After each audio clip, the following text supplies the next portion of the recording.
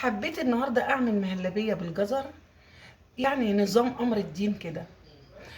عملتها الصبح وصورتها، بس فجاه وانا لسه بصور لقيت النور قطع. قعد يجي اكتر من ساعتين على ما جه، بس كنت انا خلصت المهلبيه. طبعا اكيد انتوا عارفين ان رمضان هيبقى شهر بحاله. ان شاء الله هنعمل مهلبيه بالجزر وهنعمل امر الدين وكل الحلو اللي انتوا عايزينه يا احلى متابعين في الدنيا. انا قلت لكم ايه، قلت ايه اما اصوره واوريه لكم برضه. لا، رغم ان انا ما عملتهاش قدامكم. اسفه ان انا ما صورتهاش وما لحقتش اصورها، بس ان شاء الله ملحوقه وهعملها قدامكم ان شاء الله حصريا. بس هقول لكم على مقاديرها، يعني ممكن برضه اقول لكم على مقاديرها للي يحب يعملها دلوقتي. عباره عن ايه بقى المهلبيه الجميله ديت؟ تحفه، مش قادره اقول لكم. جميله جدا وتحفه جدا.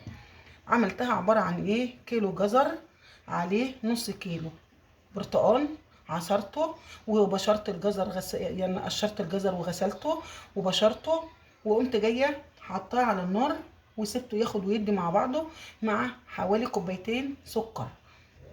خليته ياخد ويدي مع بعضيه لغايه ما استوى خالص.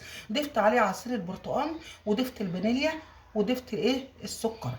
قلبت كله مع بعضه مع كوبايتين 3 ميه.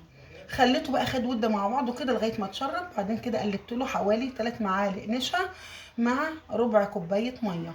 ضفته ونزلته وتنيت نقلب لغايه ما بقى بسم الله ما شاء الله بالقوام ده، زي ما انتوا شايفين. شوفوا عامل ازاي، بسم الله ما شاء الله. حطيته بقى في الكاسات زي ما انتوا شايفين كده حبايبي، يا احلى متابعين في الدنيا، كل سنه وانتوا طيبين. حطيت عليه بقى جوز الهند الملونه ديت، وحطيت عليه مشمشيه. قولوا لي يا حبايبي ايه رايكم، يا رب كده يجنون اعجابكم، وان شاء الله هعمله حصريه قدامكم. واشكركم يا حبايب قلبي على متابعتكم ليا. شكرا لحضراتكم.